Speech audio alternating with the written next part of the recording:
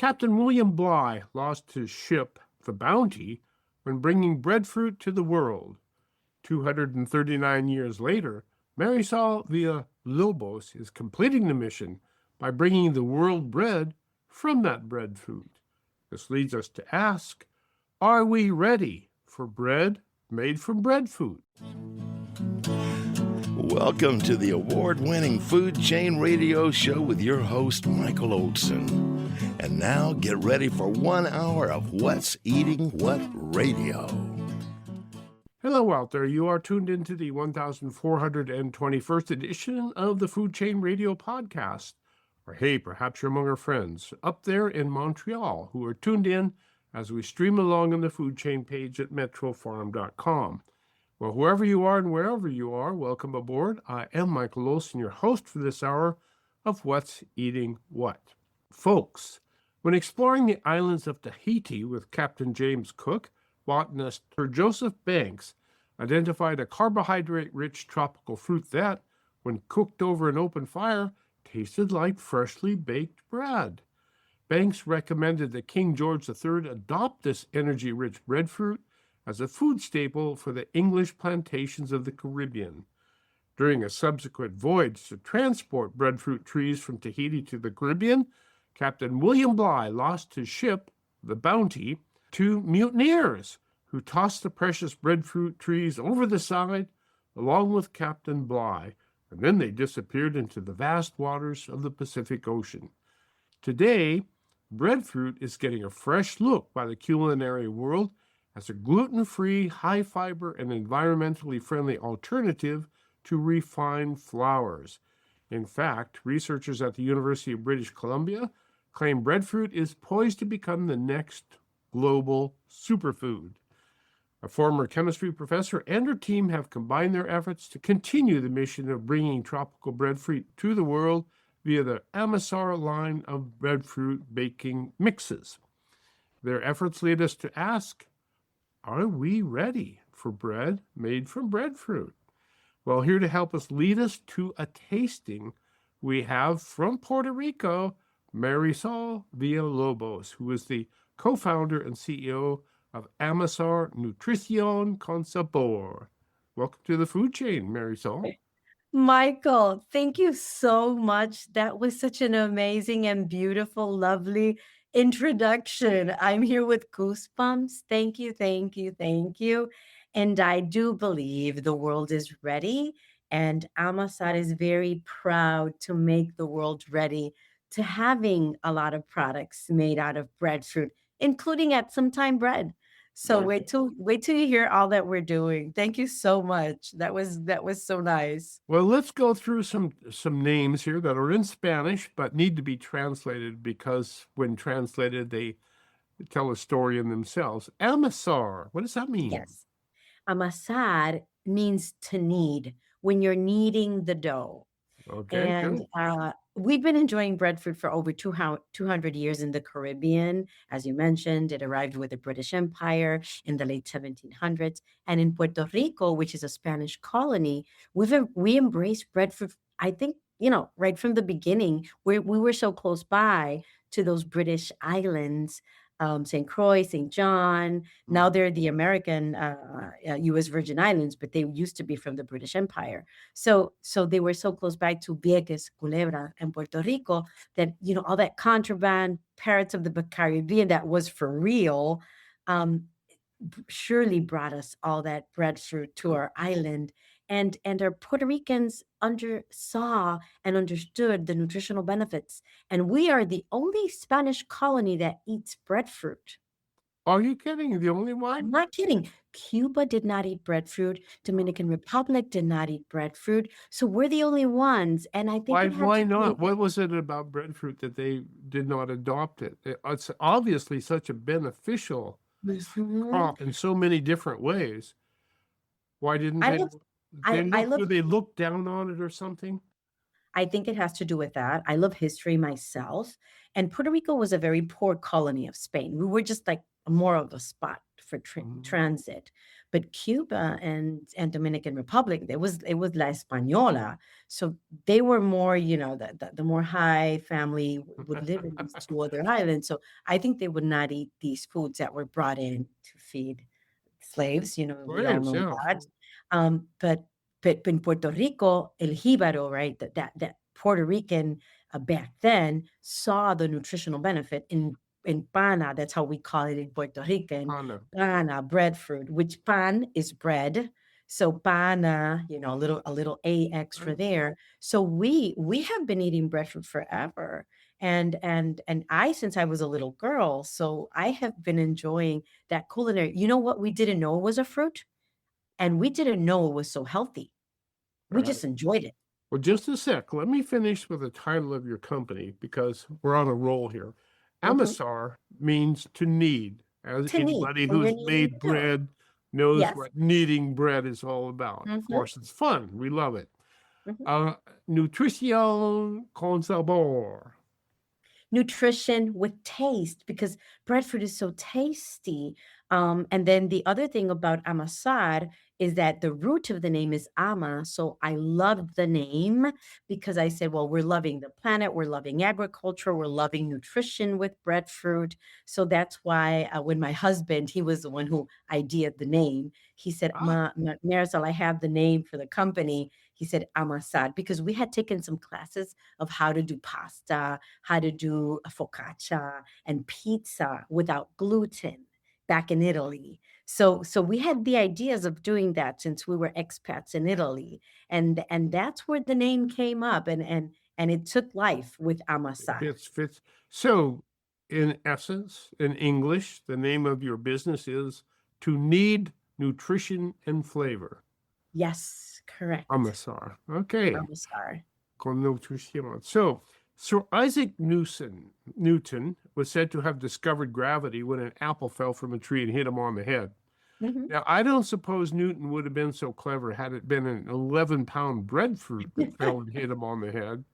That Yes. said, do you remember the moment, Mary Saul, when the Mhm. apple fell on your head and you jumped up and said, "It's the breadfruit"? Yes. We were expats in Italy, Michael. My husband is a pharmaceutical. He would work in the pharmaceutical industry. He's a chemical engineer. I'm a microbiologist. We were expats for a special mission there, and my godmother, these beautiful ladies in our lives, sent me a breadfruit all the way from Puerto Rico to Milan because we would not find breadfruit in Milan. And I love breadfruit. So I wouldn't have imagined ever that she would send me a breadfruit all the way. And it arrived perfectly. So she has never told me how much she spent on that. And when the breadfruit arrived, because I would find everything plantains, bananas, sweet potatoes, cassava, yams, all of it, but no breadfruit. And I remember looking at Jesus and saying, hey, there's no breadfruit in Europe. We could bring breadfruit to Europe. That was like that first spark of attention with breadfruit. After that, Michael, sincerely, it has been breadfruit all over the place. Breadfruit here, breadfruit there. And then that's when we realized it was an underutilized crop. And we said, Well, okay, the question that pops into my mind, Mary Hall, is that what happened between the times of the mutineer on the Bounty and throwing the breadfruit trees over the side, and today the breadfruit is spread throughout the tropical world, but it has not really hit that culinary sweet spot where people pick it up and say, "This is really wonderful stuff." And yet, the researchers at the University of British Columbia are saying, "Hey, folks, wake up! This is going to be the world's next uh, global superfood." So, what kept it down? Was it the fact that it was slave food that kept it down to the extent that it did?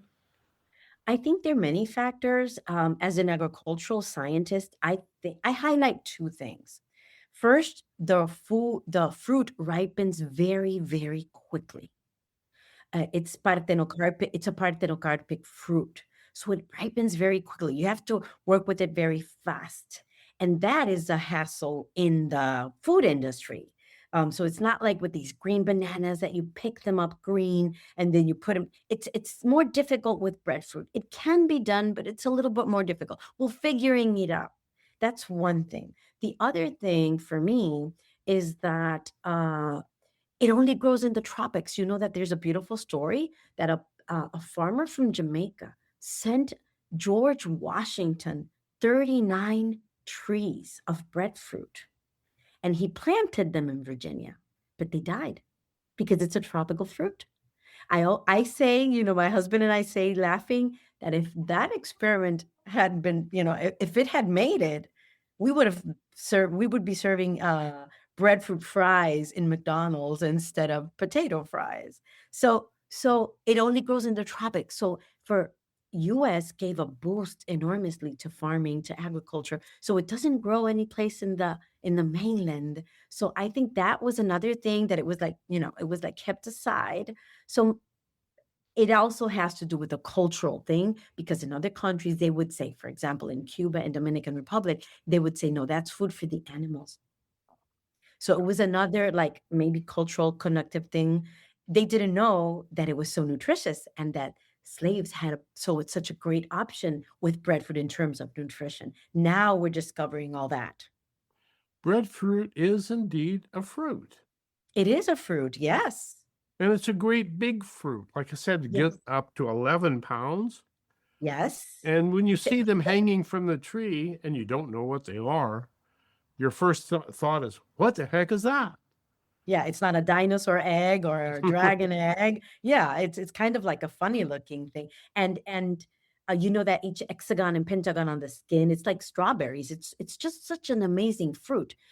Each hexagon pentagon is a little flower. So all of these flowers make up the entire fruit. It's just amazing how it behaves and how it is made up. Well, your job, clearly, is to raise the consciousness of the culinary world Mhm. to a plant that was seen right away by Sir Joseph Banks as being Mhm. immensely beneficial. Mhm. Talked to King George III, hey, you got to take this plant and you can use it for an energy crop to run your plantations throughout the Caribbean. Mhm. And he picked up on that right away. And now here you are, 100 many years later, bringing Yes. this to the tables of the world. So you've got a big job because people don't know what breadfruit is. Thank you, thank you, thank you. I appreciate so much this program because that's the big challenge, and you began so beautifully because I feel that I'm a continuation of that journey of Captain William Bly, that I'm a side, and I invite people in, getting in this journey with us and let us help us move this ship where it can get to because breadfruit has so much to offer. Is such a sustainable crop. It's such a virgin crop. It hasn't been touched. It's not genetically modified. It's so resilient to droughts. Well, And we're going to pick it up today and we're going to give it a good looking over so that the people of the world will get a sense that there's something we've been missing, didn't Mhm. even know about it. Folks, this is the Food Chain Radio program. Michael Olson, your host for this hour of What's Eating What with Mary Sol Villalobos and Amara Sar Nutrición con Sabor, which is needing flavor. Needing nutrition and flavor. Right back after these messages. It's time now to repair or replace your roof. Hi, folks. Warren Knox here of Knox Roofing. Well, we install leak-proof and fire-proof roofs. Roofs that look nice with a lot of choices of colors and styles. Gutters, skylights, insulation, and roof decks. We only install proven products with warranties unmatched by anybody. Financing is always available, and we have discounts for veterans and seniors. Do business with Knox Roofing, and you'll also receive a free Knox Garden Box. The number to call again is 831-461-0634. Thanks, folks. Attention investors, this is a simple commercial on the investment value of gold. Gold continues to make new highs. In good markets and in bad markets, you need to have your portfolio balanced with gold. Learn about owning physical gold or getting a gold-backed IRA. Make this simple call right now. 800-414-1657. 800-414-1657. That's 800-414-1657. Sponsored by Reagan Gold. It's high time to celebrate the opening of the new Hook Outlet Dispensary, 1129 Mission in Santa Cruz. Get in on the opening fun and really low prices on the Hook's unmatched selection of top-quality medical and recreational cannabis flower, vapes, drinks, gummies, and concentrates. The Hook Outlet is now the West Side's source for finest cannabis at the lowest prices. Get in on all the opening fun and low prices at the all-new Hook Outlet. HookOutlet.com for details and deals. Charlie Hong Kong is here to nourish you with our healthy noodle and rice bowls, abundant with local organic produce grown in nutrient-dense soil, as well as soups, sandwiches, salads, and our special ginger lemonade. All are welcome to enjoy our patio or to go. Order in person or online, corner of Soquel and Seabright. Charlie Hong Kong, nourishing our community one bowl at a time. California coast to the fertile valleys inland. Earthwise Land Service is your land's best friend. Earthwise can clear it, mulch it, move it, sculpt it, grade it, drain it, or retain it, any way you choose. Earthwise Land Service is your land's best friend. Hi, I'm Carolyn, and I have some property behind my home at Larkin Valley that I've never seen. It was completely overgrown with brush and poison oak, well over 10 feet high. I wanted to have it cleared to protect my horses from wildfires, but nobody could do the job. Then I called Buck at Earthwise. Buck brought out his big brush-eating machine and turned all the brush and poison oak into mulch. It was truly transformational. Thanks to Earthwise, my property is now like a park and I can trail ride my horses. Earthwise Land Service is your land's best friend. Thanks to the mutineers on the Bounty, who called our attention to this magnificent fruit we call the breadfruit. The world has come to the attention of the fact that this really is a superfood in the making.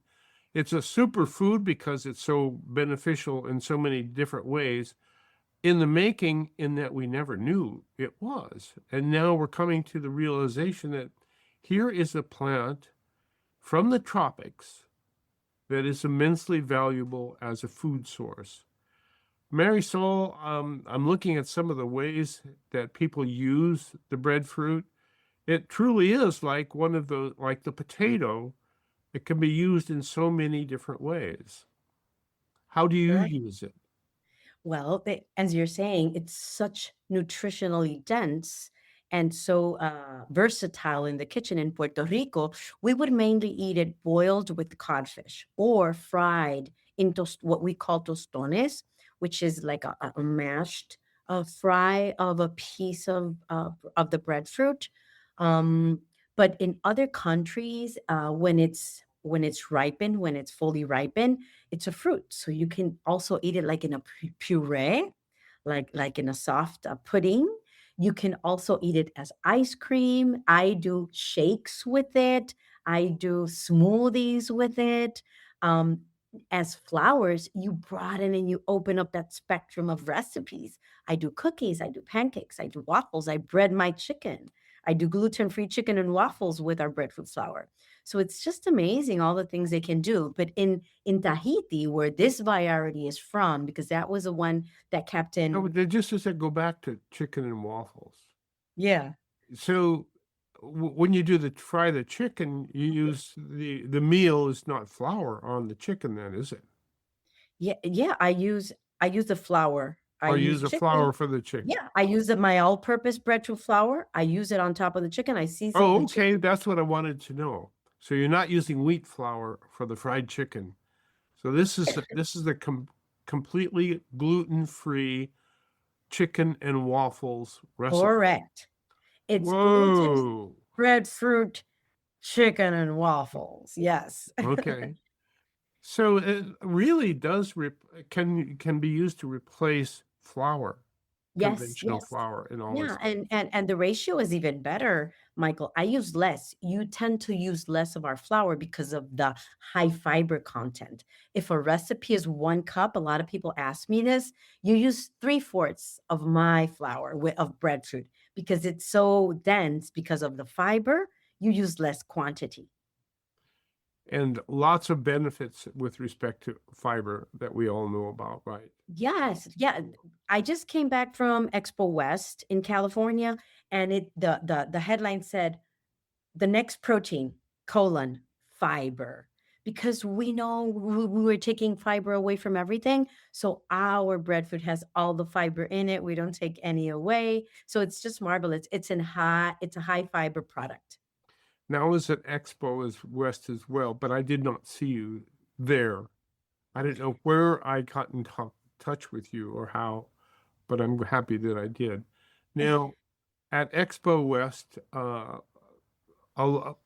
think the theme of the Expo West was added protein Yes, yeah. because it seems to Yeah. be adding protein. Protein is a big thing. We all know, especially with all this happening with the GLP-1s, protein is a big thing. But adding fiber to it, you just have the perfect combination. And for example, this product here that I think you have back there, it has 14 grams of protein and 7 grams of fiber. So there's very little options out there in the market with so much protein and fiber. And it's because the fiber all comes from the breadfruit naturally. So we're very, very excited about that. And it's what we're promoting a lot.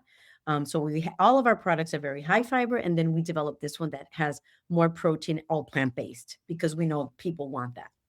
People want their extra protein, yes. Mhm.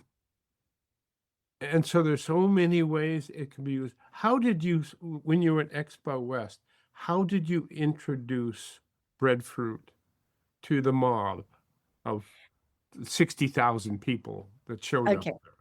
I had an actual breadfruit at the show because I always see that calls the attention, and we were serving waffles, and we were also serving a carrot cake. Because people, that calls the attention. They want to taste it. And when they taste it, they say, wow, this doesn't even taste as gluten-free. Remember that you said that when the people from Mutiny on the Bounty tasted the roasted breadfruit, that's why they named it breadfruit, because it smelled and it tasted like baked bread. So breadfruit has the intrinsic organoleptic properties to taste like a bread, like that, Mhm. like that wheat thing, but it doesn't have the wheat. It's naturally gluten free. So when people taste my products, the pancakes, the waffles, the breaded chicken, they say, this doesn't taste gluten free. This tastes so good. Well, it Um, tastes very substantial. mhm. So as I was telling you earlier today, I made pancakes because it's fresh apricot season. The apricots are falling off the tree, and Mm, they're that's when you want to catch them and put them in pancakes, right? So mhm, that's what I did this morning, and it's very, very substantial pancake there. mhm. So I'm in business now for the rest of the day. Um, Really incredible nutrient profile. I'll go through it really quickly. Calories 103 to 227, depending on your preparation. So it's got some calories, carbohydrates, that's it, protein, fat, very low in fats, fiber, boom. That's Boom. its principal call to glory, I think, is the fiber. Mhm. And the other thing that I spotted was that it's very high in potassium, Yes. which Did is you one of see the that? hardest macronutrients to get. And if you can get Mhm, it because it regulates all the other things that happens in your body. So that's mhm. vitamin C, magnesium, phosphorus, thiamine, niacin, carotenoids, very low in a moderate glycemic index, which means it burns slowly or not quickly at any rate. Yeah, you don't get it. It manages the sugar spikes very, very well. You don't get those bad sugar spikes that Correct. maintain very high, and it's because of the fiber. The fiber just plays an excellent role there. Heart health, blood sugar regulation, Mhm, digestive health, fiber, mhm, immune support, antioxidants, and skin health. mhm. Skin health? Yeah, because of the beta-carotene, because of the carotenoids and all that, and even the There you vitamin go. C helps in that sense. So, and it also has vitamin B. So it's just an amazing thing. I'm a microbiologist, but I did a master's in biochemistry. So I just am so surprised every time I keep discovering things with this amazing fruit. And I want to highlight, Michael, as a scientist, we wanted to analyze our breadfruit flour because you know that you can analyze the nutrition Right, facts right. table with databases, but we wanted to go a step further. I think that's why we won the Sophie Award, we won the Mindful Award, because we really wanted to put more information out there for our customers to win that trust. So we sent it to Chicago to analyze, and it was just amazing. The results were just amazing. So with those results, we constructed our nutrition facts table. So you have a fruit with an incredible nutritional profile and rich in just about everything you want, uh, and yet nobody knows about it. So Mhm, here you mhm. are at Expo West, showing the world what you have there. How did people react to breadfruit at your booth? They were very surprised, and more than 10 people said to me, "You're the innovation in this show this year." Yes. But we were, in a tiny little booth, and it's not easy to catch the attention, and we're an emerging brand and all that. So it's not easy to catch the eye of the big players that you want to catch the eye of. A lot of people purchase online after the show. We have our products on Amazon and on our website. So that was a plus. I really was surprised by the nutritionists. They were all engaged. They were super engaged with the taste, with the nutritional profile, with the information, with the appearance of the products, because sometimes things taste well, but they don't look well. But they were, wow, this is a beautiful pancake. This is a beautiful waffle. Look how this cake, how fluffy it is. So all that adds up, I think, to the amazing job and to that turning point where we have successfully developed these great recipes. It has taken a time, but we've done it. We've done it. And the thing that really captured my attention is that you grow it yourself. Mhm. So I wanted you are a truly vertically integrated business from top to bottom. Yeah, yeah, yeah. We wanted to be experts in breadfruit. I think it was important for the industry. We wanted to know the seasons, the ratios of production, the moments of the year when it would produce, uh, how to grow it, how to prune the trees, because that's the way I help other farmers. That's another thing I haven't spoken about. The breadfruit crop is just so sustainable. It's a tree that produces for over 80 years.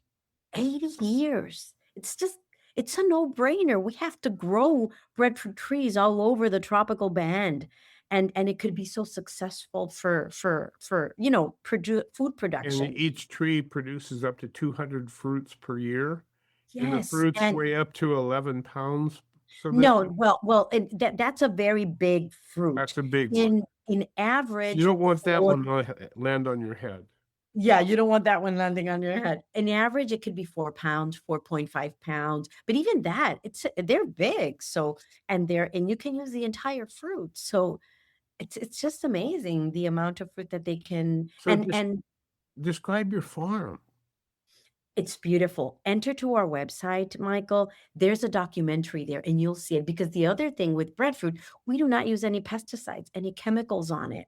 You'll see how green the farm is and how natural the rainfall water. We live in the high mountains of Puerto Rico. We live in a rainfall a forest. So it's just amazing. We get free water from the heavens, and it's just it just has to Do they be. are they nitrogen fixers?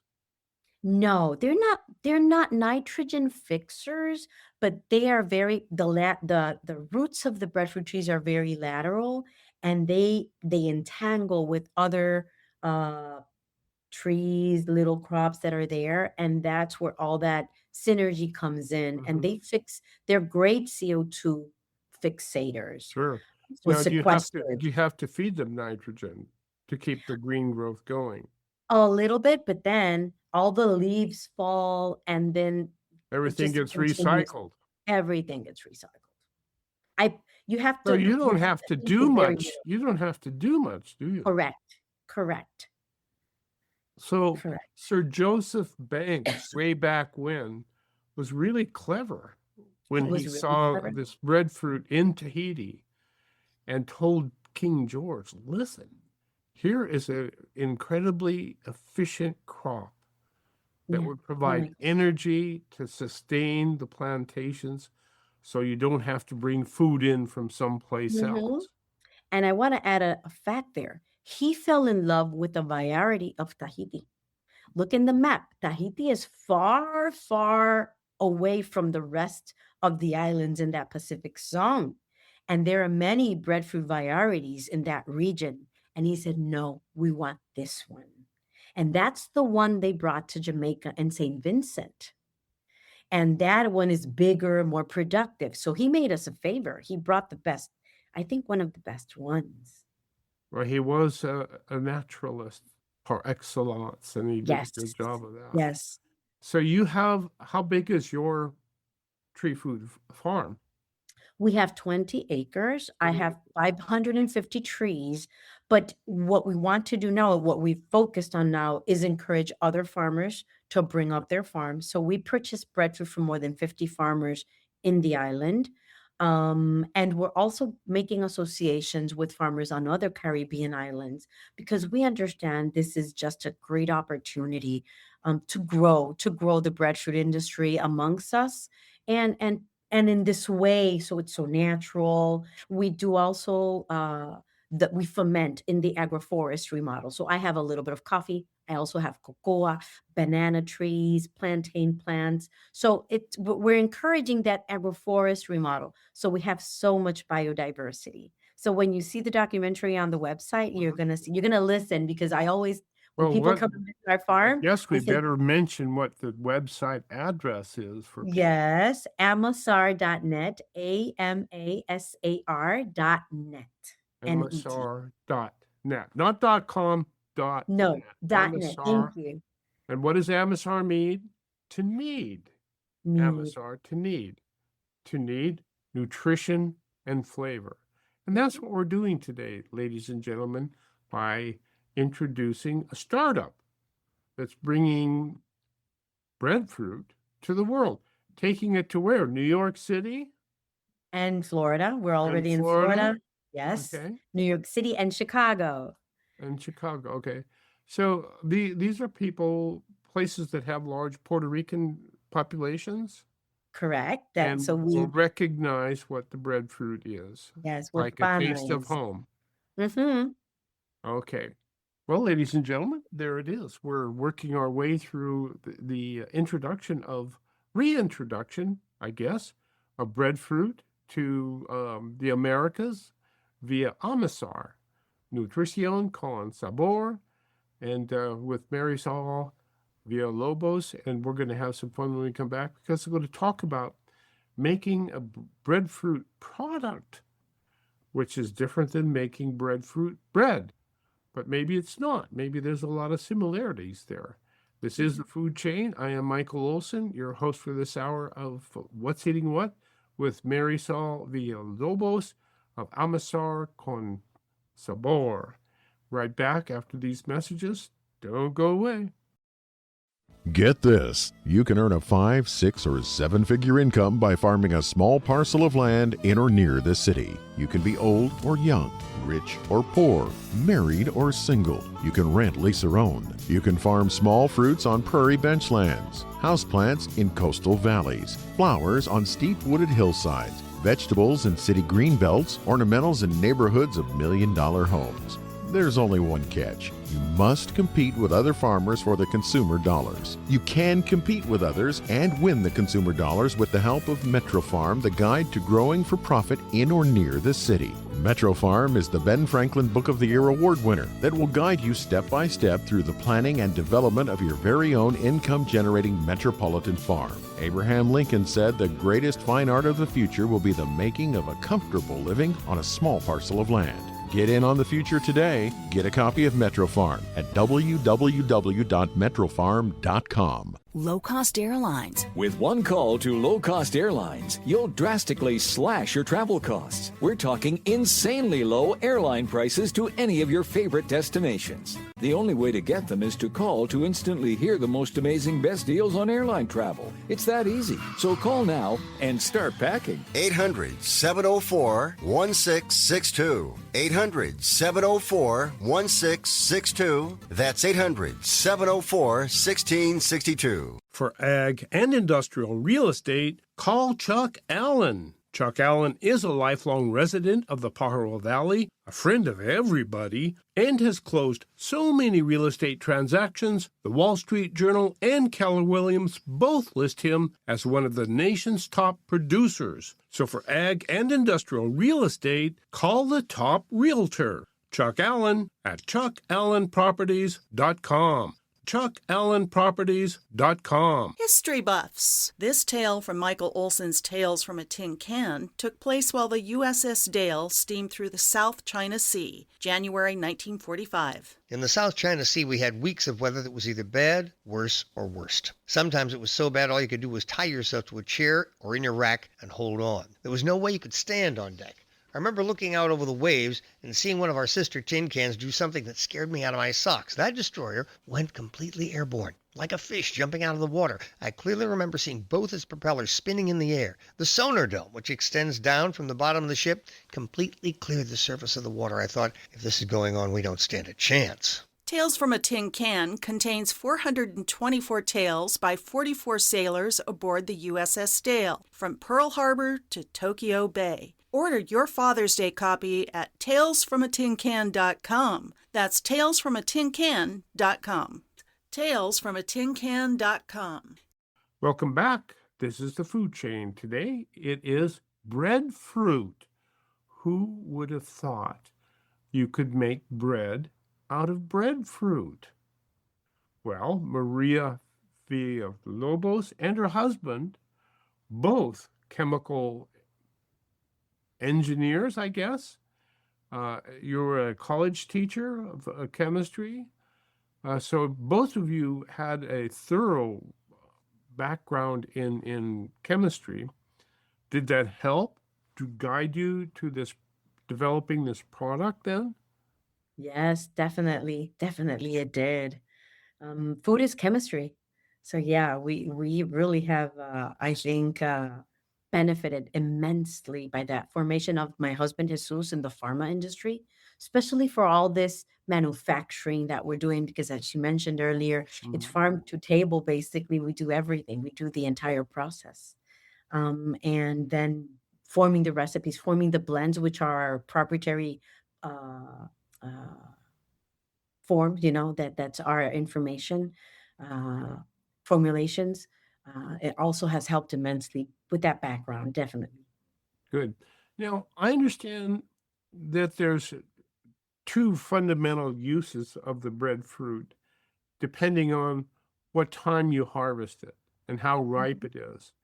When it's ripening, you use it for the making flours and making things out of it. When it's ripe, you use it for dessert. And that's your ice cream and whatnot? Yeah, yes, of course. Yeah, that's the main things. Some people eat it when it's green, very green, but it has a lot of latex, a lot of sap. So you have to boil it a lot. You have to, cook it very, very well to get rid of that. But mainly, at least us, we use it in flour. So it's when it's midway, or more ripened than green, and for smoothies and desserts when it's fully ripened and when it's soft. So That sounded so cool. It's like a custard when it's ripe, Yes. really sweet. And then, so there's so many different ways you can use it. Folks, look it up. How people use breadfruit trees, and there's a list of about 1,000 different ways it's being used throughout the tropical areas of the world. I remember seeing a lot of them in the island nation of Vanuatu and Fiji and whatnot. And but I didn't know what they were used for. I looked at them; they looked like such a strange crop of big green balls hanging from a tree. But they are very beneficial now. When you harvest them, what do you do with them? How do you process them? Okay, well, the thing is we process them very quickly because as I mentioned, it ripens very, very fast. So the first thing we do is we clean them and then we put them in a cooler to maintain that temperature down. And after that, we turn it into pieces and then we dehydrate it. And after it's dehydrated, well, you saved it, right? Turning the humidity down is very important. And after dehydrating it, then we mill it and we turn it into flour. Do they have a After real thick crust or like No, after coating? it's not that thick. No, it's not that Not thick. like a No. coconut then. No, no, not at all, not at all. More like an apple, basically, really like an apple. The only thing it's not that smooth, it's more coarse. It's a little more coarse. And then after that, we do the blends, and that's our proprietary blend because the breadfruit has like its taste. It has its natural taste, and it could be a little strong. So we decided that we wanted so that for it to be more easy for people to accept, I decided to do the blends, and that's where all that, R&D came in, researching Oh, and okay. testing. That's what I was wondering about. So naturally, it does have a kick. And it has its kick, yeah. A lot of we like it. We're used to it, but So to be that's produced. yeah, okay. That was my first impression. Wow, it does have a kick, a taste. But then I got to thinking, this is a taste that I could become easily accustomed to and Mhm, enjoy because mhm. it's kind of a nutty. Yes, you're right. A lot of people use that adjective. It's like a nutty taste, but it has no nuts. Yeah. It has no nuts. So you, in the process of making a product out of it, decided best thing to do is temper that kick a little bit, Mhm, and you do it mhm. by mixing different what? Yeah, well, it's a clean label. I wanted to keep it simple. And we use rice in Puerto Rico. So for example, the Sophie Award winner, which is the breadfruit pancake and waffle mix, Mhm. has the main ingredient is always the star, the breadfruit flour, because that what brings, the fiber and all. But that one has a little bit of brown rice flour, baking soda, baking powder. That's it. Four Okay. ingredients. That's it. So with the brown rice flour, we soften it a little bit.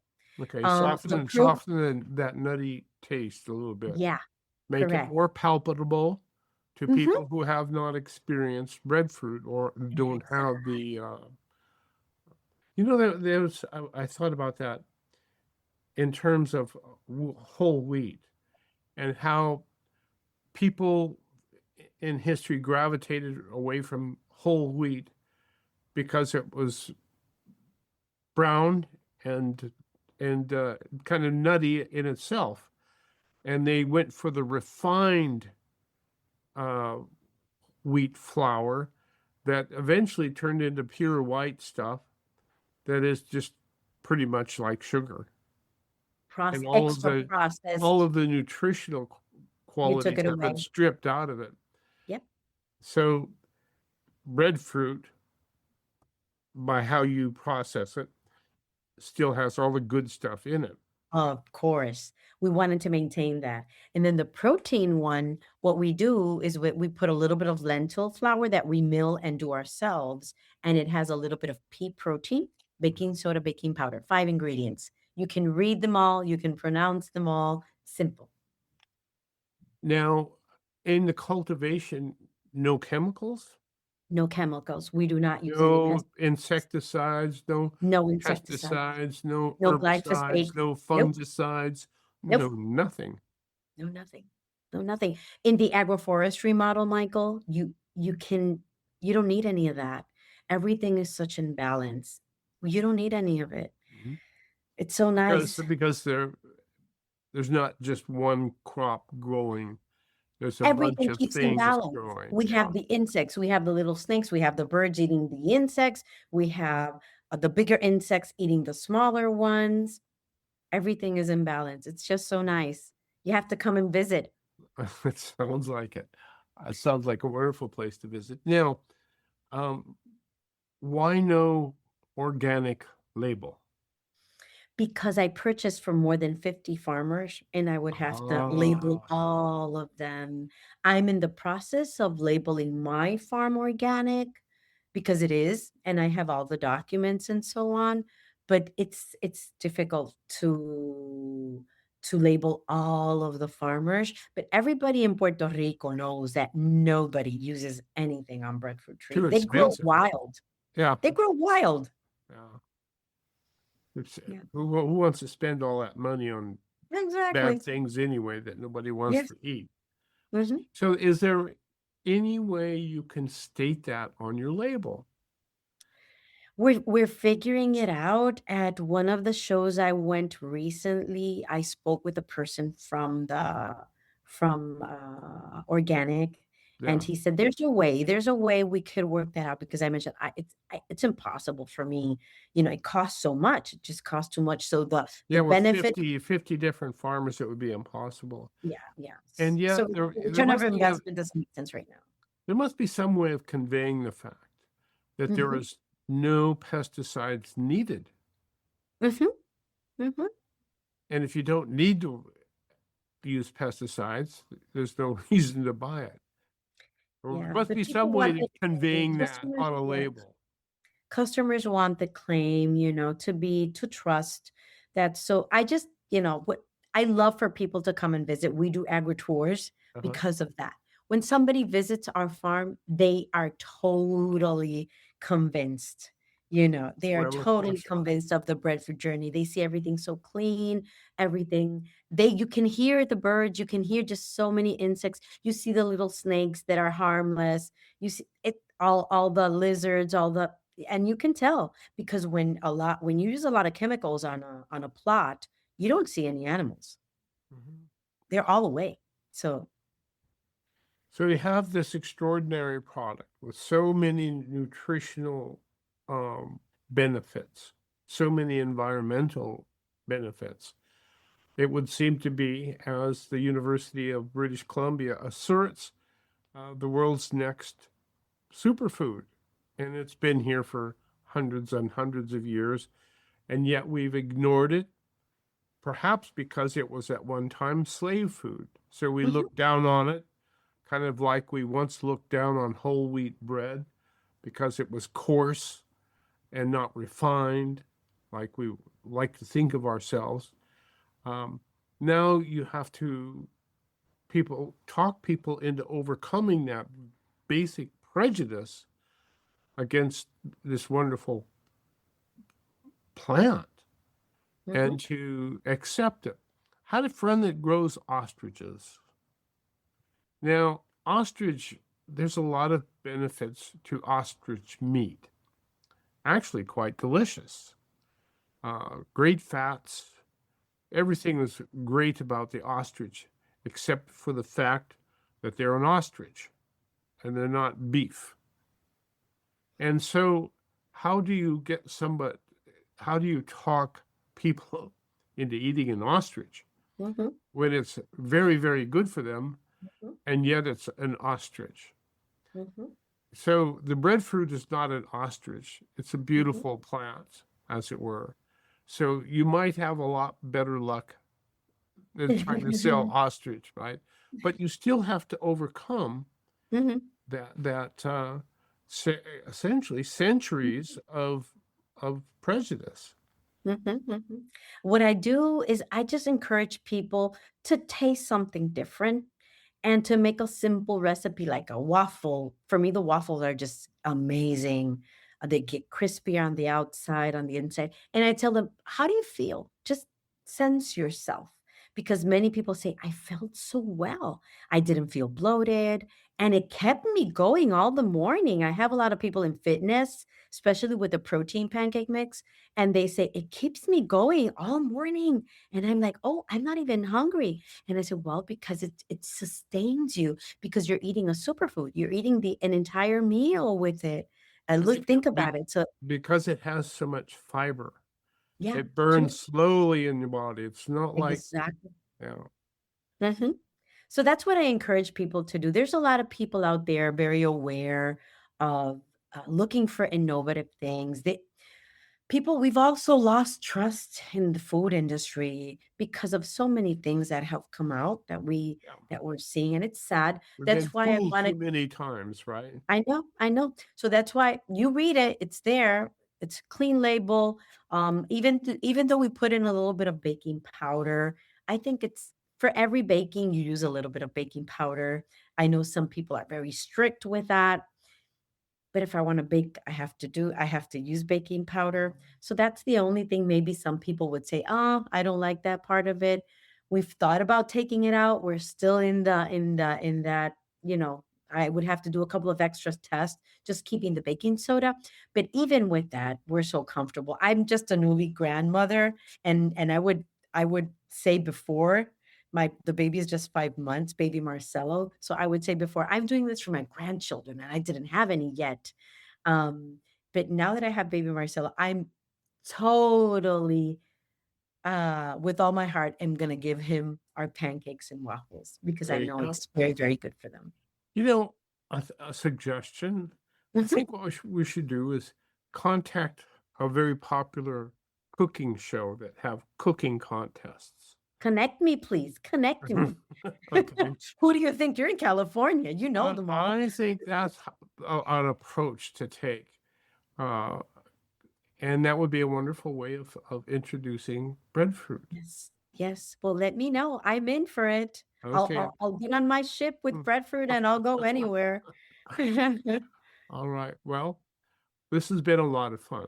And it was a lot of fun learning about breadfruit because the only thing I remember about it was the mutiny on the Bounty. And I'm a great fan of sea stories. So I always remember that story Okay. of discovering breadfruit in Tahiti and trying to bring it to the new world. Did you see the version of Marlon Brandon? That's Yes. the one the first 5 minutes. It's amazing. Why bring breadfruit? Yeah. Yes. And so there it is, ladies and gentlemen. We're bringing breadfruit to the civilized world. The people in Puerto Rico have been enjoying it ever since we brought it from Tahiti, and now we're trying to discover that joy that they know. Breadfruit, and the name of it, Amasar, kneading, nutrition, and flavor together. Marisol Villalobos, thank you so much for joining us today on the food chain, and thank you for the pancakes this morning in which I put ripe apricots, and they were so awesome. I'll probably be good for the entire rest of the day. Thank you all for tuning in. The food chain, give yourself a little treat and try some breadfruit. Amasar, kneading, nutrition, and flavor. Thank you, Marisol. Thank you. And remember, they can order our products on our website, amasar.net, and on Amazon too. We're available there. So thank you so much, Michael, for the invitation. I enjoyed this very much. Bye-bye. You've been listening to the award-winning Food Chain Radio Show with Michael Olson. And if your friends missed the show, tell them to log on the Food Chain page at metrofarm.com for a listen. Now, go out and find some food with its farmer's face on it and live.